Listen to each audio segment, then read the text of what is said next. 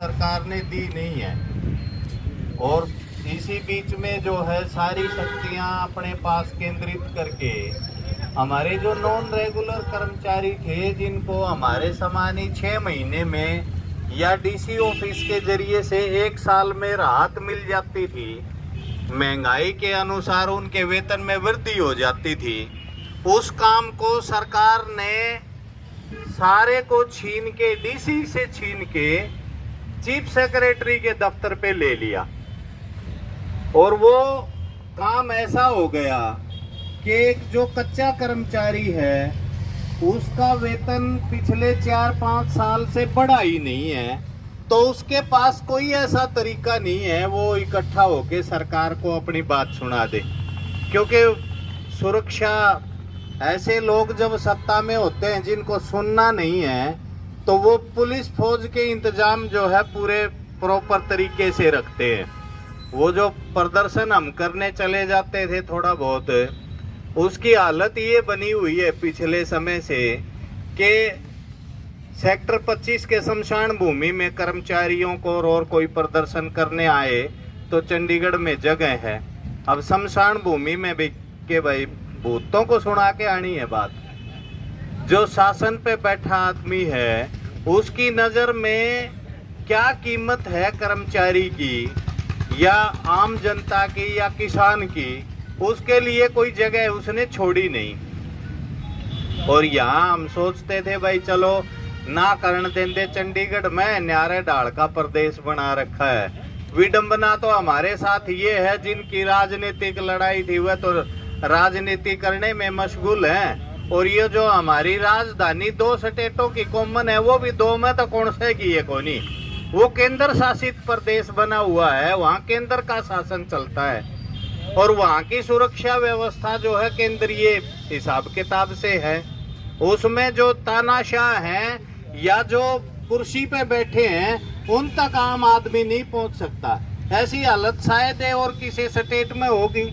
मैंने शिमला में देखा, प्रदेश तो वो भी हमारे से ही अलग हुआ था, पंजाब से ही। शिमला में जो सेक्रेटेरिएट है बिल्कुल उसके सामने जुलूस लेके चले जाते हैं कर्मचारी और अपनी बात सुना देते हैं, कोई ना कोई ज्ञापन लेने भी आ जाता होगा।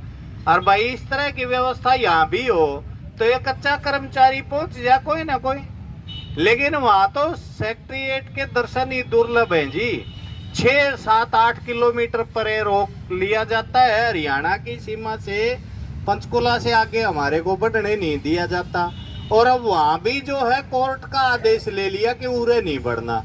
चलो जी नहीं बढ़ेंगे, सुनवाई का कोई रास्ता है क्या आपका?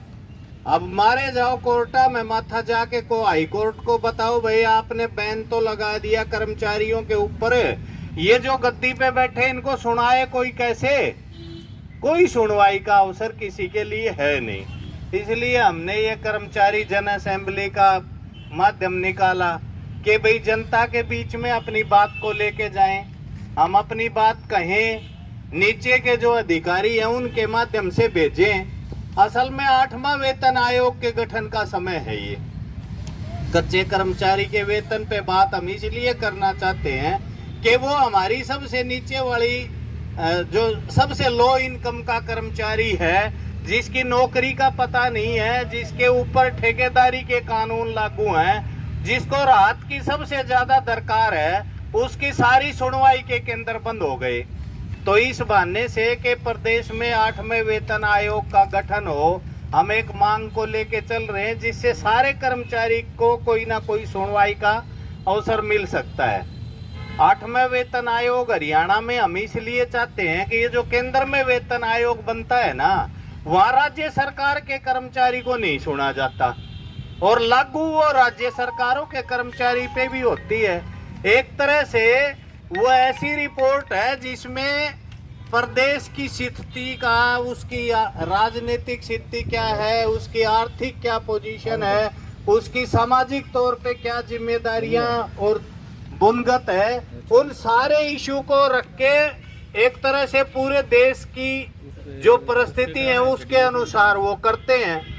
और उनमें सबसे गजब बात यह है कि सारे सबको सुना जाता है लेकिन जिन पर रिपोर्ट लागू होनी है उनको नहीं सुना जाता। ये लोकतंत्र पता नहीं किस तरह का देश में स्थापित करना चाहते हैं। बहुत लंबे समय से हमारी मांग है। ये पंजाब है हमारा पड़ोसी स्टेट, वहाँ पे अलग से वेतन आयोग है। मैं ये नहीं कह रहा कि सारी चीजें वेतन आयोग के गठन के साथ ही समाप्त हो जाएंगी, लेकिन सुनवाई की कोई जगह तो होगी। कोई तो अपनी बात कह तो सकेगा, कोई कहीं रिपोर्ट में दर्ज तो हो जाएगी। अभी तो इतना भी नहीं है। जो कमेटी बाद में बनाते हैं, उस कमेटी की खुद की हालत ये है, उसको ये बता दिया जाता है कि ये जो फ्रेमवर्क है ना केंद्र सरकार वाला, इसमें छेड़छाड़ नहीं करनी है, इसके बाहर नहीं जा सकते। अब उसमें तो क्लास 4 का तो कर्मचारी का जिक्र है को नहीं भाई, कोई बात ही नहीं करता उसके बारे में, क्योंकि केंद्र में तो क्लास 4 का कर्मचारी है नहीं, इसलिए उसके ऊपर बातचीत ही बंद कर रखी है। दूसरा, उसके अंदर है हमारा जो ये नॉन रेगुलर कर्मचारी है, जो इतनी बड़ी संख्या में है। कोई लड़ा के हम यहाँ का वेतन आयोग हो तो उसको कह तो सकते हैं भाई, सारी चीजों पे बात करते हो तो सरकारी विभागों में काम करने वाले कर्मचारी को जो कच्चा भी है तो मिनिमम इतने तो दे दो। आपने तो धींगा दसोड़ी कर रखी है सबके साथ, किसी का कुछ तय नहीं है। ये जो आपने बना दिया कौशल निगम है, इसने तो 4 साल से 1 रुपया नहीं बढ़ाया, और यहाँ तो मुख्यमंत्री ऐसे घोषणा करते हैं जैसे बांटने को आए हुए हैं। कभी कभी बताएंगे कि अभी इस वर्ग के इतने रुपये हो जाएंगे, अरे इसमें के इतने हो जाएंगे, और वो जो उसकी घोषणाएं हैं उसकी हालत तो जो नगर पालिका बुलाओगे तो इन्हें ज्यादा बेहतर बेरा है। न्यू बोले नगर पालिकाओं में 27,000 रुपये वेतन दे देंगे नॉन रेगुलर कर्मचारी को, और जो गांव का कर्मचारी उसको 26 दे देंगे। किसी को मिल तो 15 भी नहीं रहे। हालत ये बनी हुई है। 16,900 की ऐसी ब्रेक लगा रखी है, उससे ऊपर नहीं है, ना कोई महंगाई भत्ता है। तो इन चीजों के ऊपर बात हो जाए, यदि वेतन आयोग का गठन हो जाए तो हम इस समय इसकी मांग कर रहे हैं। इसके अलावा बहुत सारे इशू हैं। 1.5 लाख से ज्यादा कच्चा कर्मचारी है, 2 लाख के करीब हो गया, और इसमें केंद्रीय परियोजनाओं का भी जोड़ ले तो ये संख्या और बड़ी हो जाती है। उनकी कहीं सुनवाई नहीं है, और सरकार ने खुद ने इस बार तो ये तय भी कर दिया कि केंद्र सरकार की परियोजनाओं से किसी कर्मचारी के वेतन का कोई अंश मिल रहा है, कोई भी हिस्सा मिल रहा है, उसको भी सोशल सिक्योरिटी या सेवा सुरक्षा का जो एक्ट बनाया है इसमें शामिल नहीं करेंगे। अरे भाई क्यों नहीं करोगे? वो क्या बांग्लादेश का काम करने जाता है? यही स्टेट का काम कर रहा है, आपके बजट का एक हिस्सा है। केंद्र से राहत आती है या आप अपने स्टेट से देते हो, उससे कर्मचारी का क्या रोल है उसमें?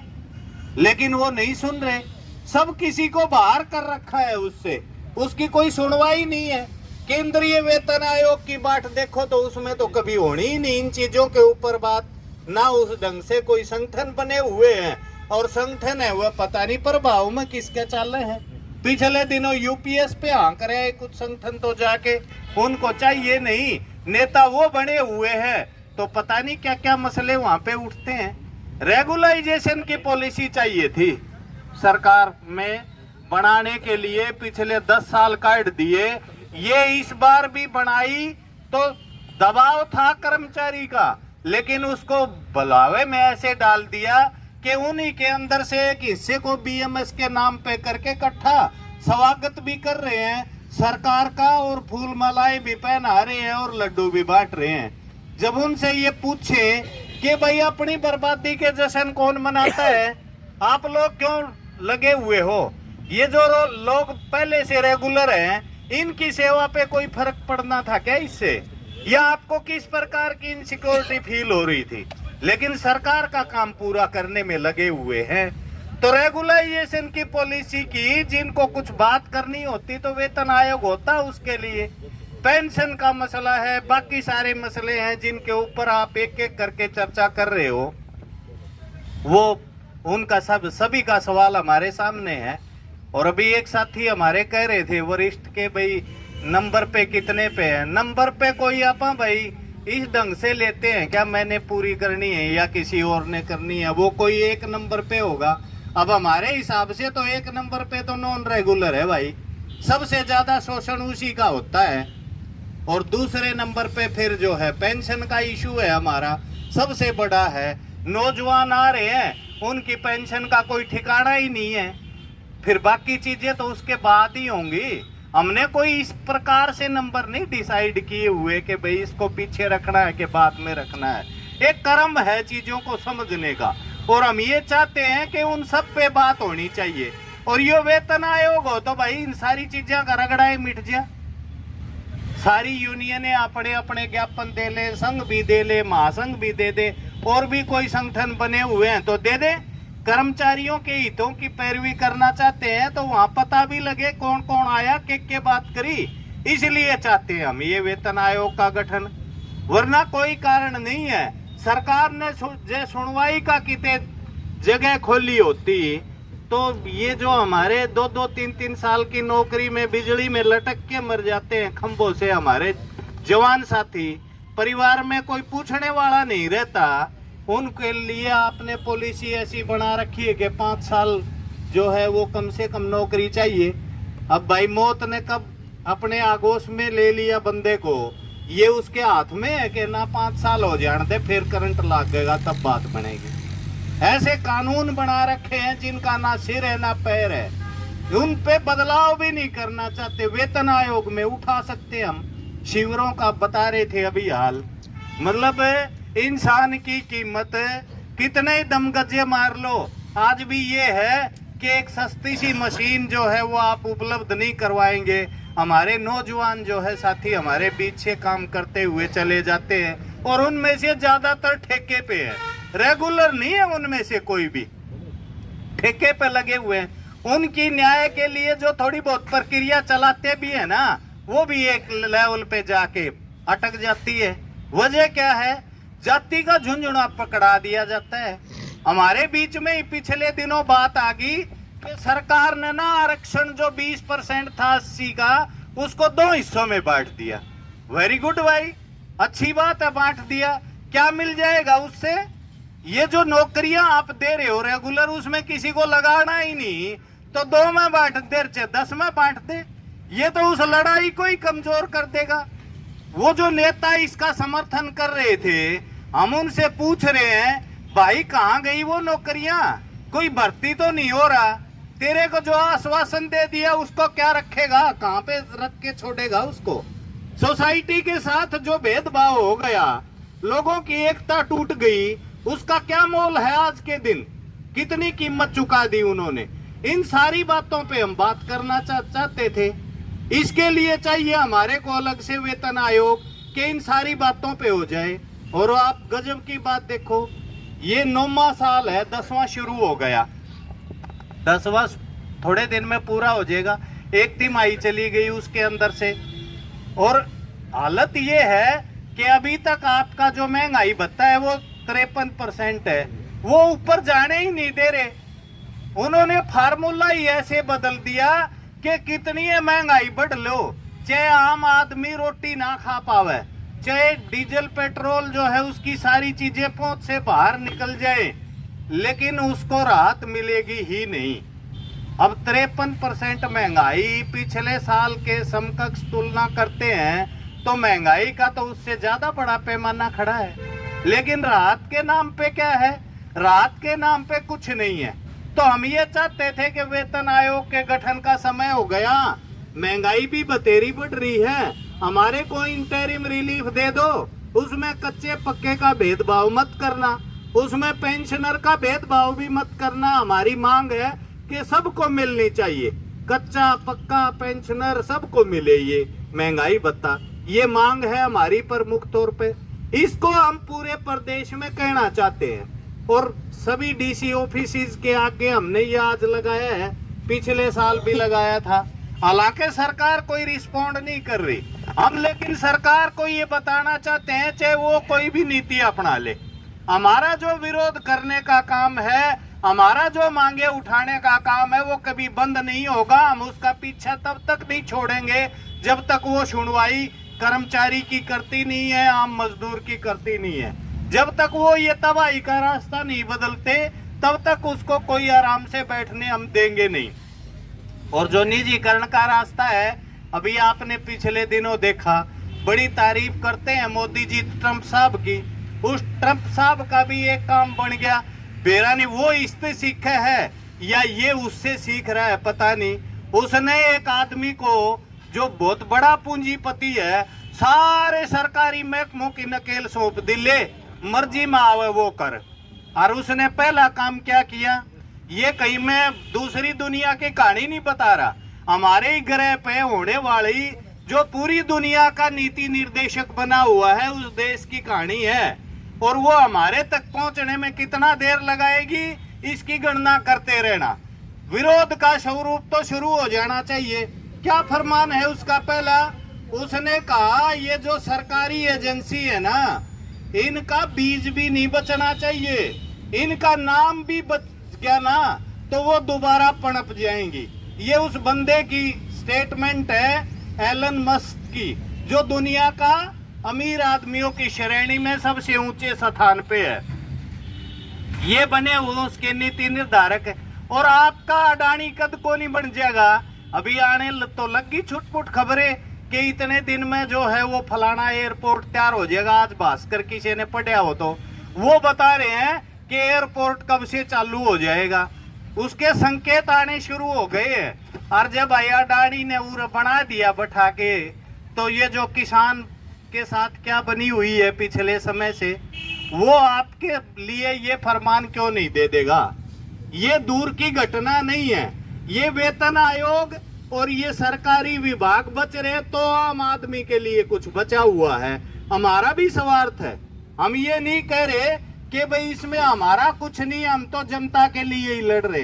जनता और हम कोई अलग अलग चीज नहीं है, हम भी आम आदमी है, आम आदमी का हिस्सा है।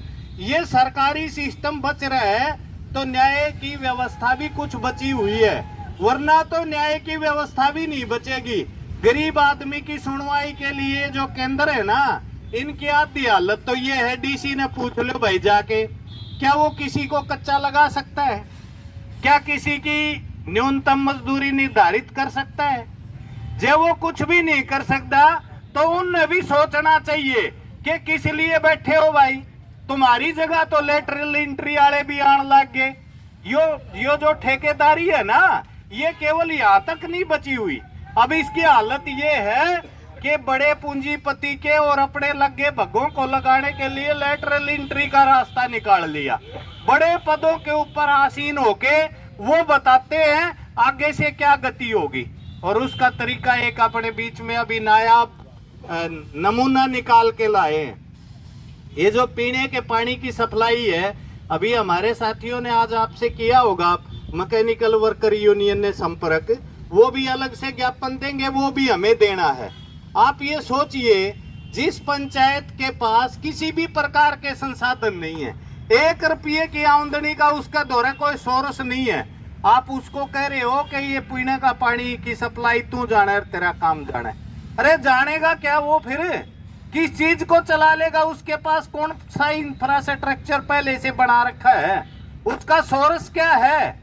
अरे आपने तो यूनिवर्सिटीज की हालत ये कर रखी है, वो बजट के लिए आपके मुंह की तरफ टुकुर टुकुर देखते हैं। आपके ध्यान में आ गया तो कदे पैसे पकड़ा दिए ना, तो जो लेक्चरर है वो तनख्वाह के लिए डोलते रहते हैं।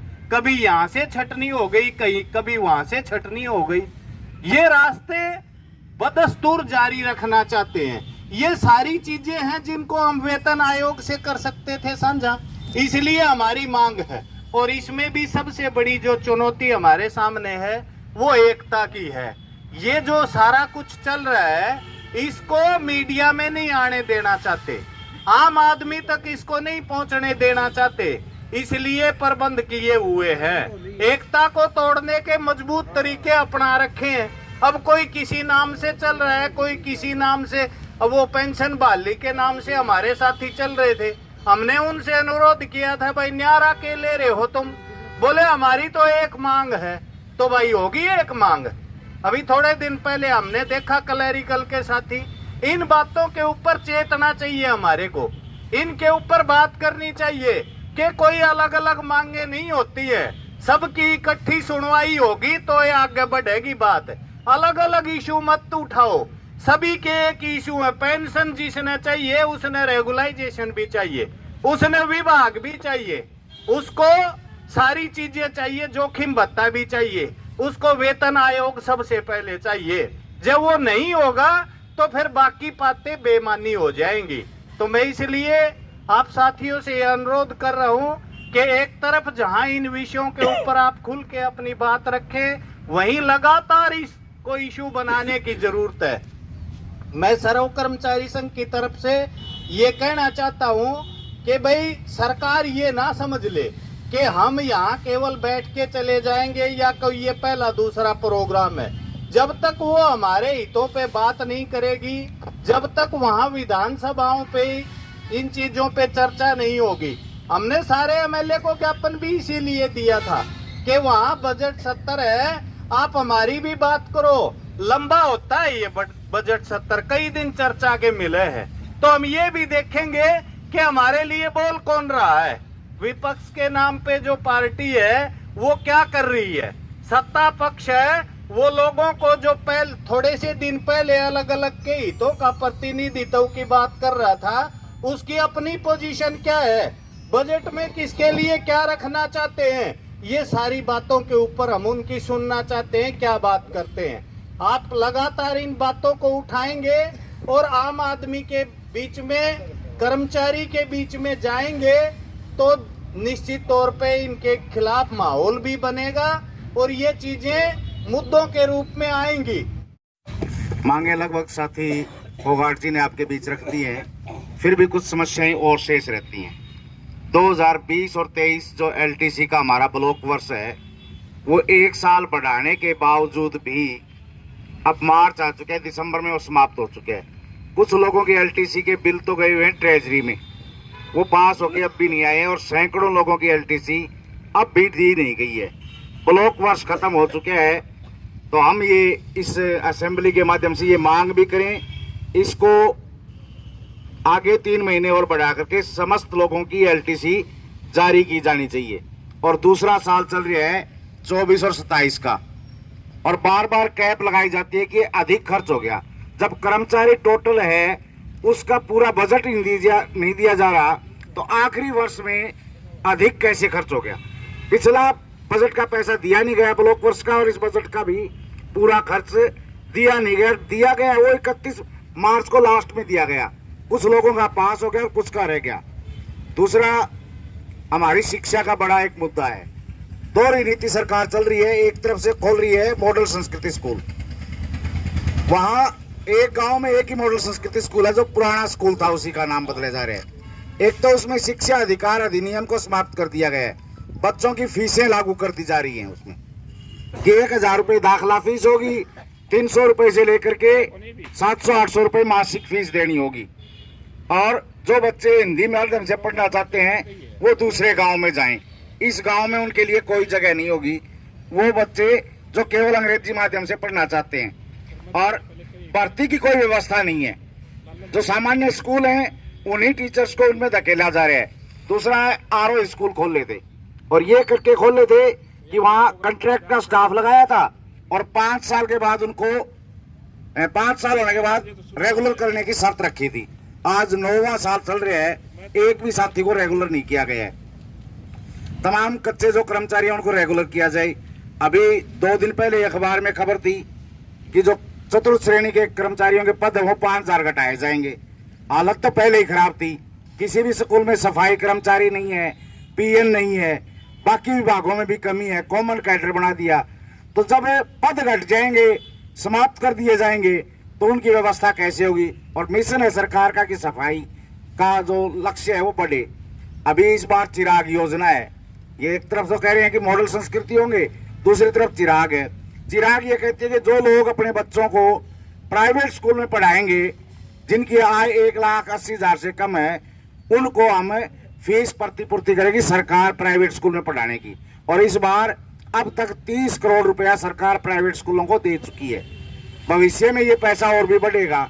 तो सरकारी स्कूलों को बंद करना, या उन्हें फीसें लागू करना, ये और अंग्रेजी माध्यम में ही केवल पढ़ाई करना। बोर्ड भी उनका CBSE होगा हरियाणा बोर्ड से छीन करके। इससे नुकसान क्या हो रहा है? हरियाणा बोर्ड 850 रुपये फीस लेता है 10वीं और 12वीं की, जो एनुअल एग्जाम की है, और SC और BC को उसमें पूरी छूट है, सिर्फ रजिस्ट्रेशन के 100 रुपये लिए जाते हैं, जबकि CBSE 2300 रुपये सभी से एक मुश्त में वसूल करता है, कोई छूट नहीं है। और सरकार केवल उनकी जो चिराग में जाते हैं केवल फीस की प्रतिपूर्ति करती है। अब वो स्कूल उनका शोषण किस किस रूप में करता है? वर्दी के रूप में, वाहन भत्ते के रूप में, और उनके अलग अलग जो स्कूल के कार्यक्रम किए जाते हैं उनके रूप में वसूल करता है। और हरियाणा सरकार कह रही है कि ये हमारा पहला राज्य होगा जो 2025 से शिक्षा नीति को लागू कर देगा। तो अब जो सत्र शुरू होगा, सैकड़ों स्कूल हर जिले में ऐसे हैं जिनमें 0 टीचर्स हैं। अब उनमें दाखिले कैसे कराएं लोग? मतलब जहाँ टीचर नहीं है वहाँ लोग अपने बच्चों को क्यों भेजें? और ये सोची समझ रणनीति है। पहले कह रहे थे मार्च में टीचर भेज देंगे सभी जगह, अब कह रहे हैं जुलाई तक हम ट्रांसफर करके एडजस्टमेंट करेंगे, ताकि वो स्कूल जो 0 टीचर है वहाँ कोई बच्चा ना आए, और बच्चा ना आए तो स्कूल को बंद कर दिया जाए। बंद होने पर आज पंचायतें तो मौन है, लोग भी मौन है, क्योंकि पीढ़ी बसें चल रही हैं। जिस दिन ये स्कूल सब एकदम बंद हो जाएंगे तो फिर वो पुरानी व्यवस्था आ जाएगी अंगूठा काटने वाले की। जिनके पास पैसा है वो शिक्षा लेंगे, और जिनके पास पैसा नहीं है वो मजदूरी करेंगे। वो जो सरकार कह रही है अंधभक्त बनेंगे। जैसे ट्यूबवेल बेचने की बात कह रहे हैं, रोडवेज भी बेची जा रही है। तमाम सुविधाएं जो जनता को दी जानी चाहिए वो बेची जा रही हैं। हम इसके माध्यम से मांग करते हैं कि जो तमाम सार्वजनिक ढांचा है जो जनता को चाहिए, जिसके लिए सरकार बनी है, वो मुहैया कराई जाए, लोगों को सुविधाएं दी जाएं, और दी गई सुविधाएं छीनी ना जाएं। आप सभी ने समय दिया, बात सुनी, इसके लिए धन्यवाद। नरेगा में काम करने वाला है, उनका सबका एक जैसी मार पड़ा है, लेकिन सबसे ज्यादा मार जो पड़ती है महंगाई की वो छोटे तबके के कर्मचारी को पड़ती है। उसको ध्यान में रखते हुए ये प्रस्ताव हमारे बीच में है, मैं सुनाना चाहता हूँ। महंगाई भत्ते की गणना में शामिल आवश्यक वस्तुएं की तो सूची की समीक्षा की जरूरत है, क्योंकि जो हमारे पास तो पहले 35 जो वस्तुएं निर्धारित की गई थी खाने की, पीने की, और जो वस्त्रों की, जो अनाज की, जो डिपो पर मिलता था वो सारा बंद कर दिया। जिसमें चाहे नौकरी वाला था चाहे मजदूर था, सबको उसमें राशन मिलता था। उन सबको ध्यान में रखते हुए प्रस्ताव है। वर्तमान में 3 जिलों की वस्तुओं की कीमतें गणना में ली जाती हैं। उनके अलावा हम और ऐड करना चाहते हैं, सर्व कर्मचारी संघ की तरफ से उसमें शामिल किया जाए जो मूलभूत जरूरत है। इसके स्मार्टफोन, लैपटॉप, इंटरनेट तथा बहुत से नए खर्च सम्मिलित हो गए हैं, उन्हें शामिल करते हुए वास्तविक वृद्धि की प्रतिपूर्ति होनी चाहिए। महंगाई के अंश की पूर्ति होने की वजह से बाजार मूल्य के हिसाब से वेतन कम रह जाता है। यह हकीकत भी है, देखते हो गए आप बाजार में जाते हो, अपना मंदी आ गई, क्योंकि ज्यादातर जो जनसंख्या गरीब मजदूर किसान की है, उनको सस्ते भाव में डिपो पर सामान मिलना चाहिए। ये आपके बीच में प्रस्ताव है, आप इसको स्पीकर महोदय के पास छोड़ता हूँ। धन्यवाद सर। पता ही है कि सर्व कर्मचारी संघ हरियाणा आपने पढ़ा भी है इन सब मांग मुद्दों को लेकर के, और एक प्रस्ताव एक बड़ा महत्वपूर्ण है, उसको समझने की जरूरत है। मेरे को प्रस्ताव मिला है ये 8वां नंबर का, महंगाई। ये महंगाई वही बात है, चाहे वो DC हो, चाहे चौथे दर्जे का कर्मचारी हो, चाहे मजदूर हो, चाहे नरेगा में काम करने वाला है, उनका सबका एक जैसी मार पड़ा है। लेकिन सबसे ज्यादा मार जो पड़ती है महंगाई की वो छोटे तबके के कर्मचारी को पड़ती है। उसको ध्यान में रखते हैं ये प्रस्ताव हमारे बीच में है, मैं सुनाना चाहता हूँ।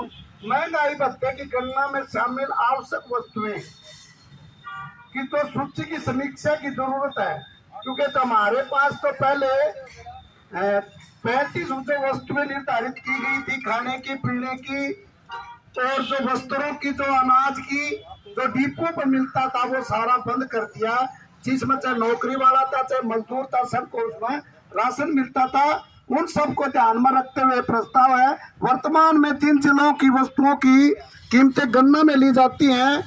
उनके अलावा हम और ऐड करना चाहते हैं सर्व कर्मचारी संघ की तरफ से, उसमें शामिल किया जाए जो मूलभूत जरूरत है इसके स्मार्टफोन, लैपटॉप, इंटरनेट तथा बहुत से नए खर्च सम्मिलित हो गए हैं, उन्हें शामिल करते वास्तविक वर्ती की प्रतिपूर्ति होनी चाहिए। महंगाई के अंश की पूर्ति होने की वजह से बाजार मूल्य के हिसाब से वेतन कम रह जाता है।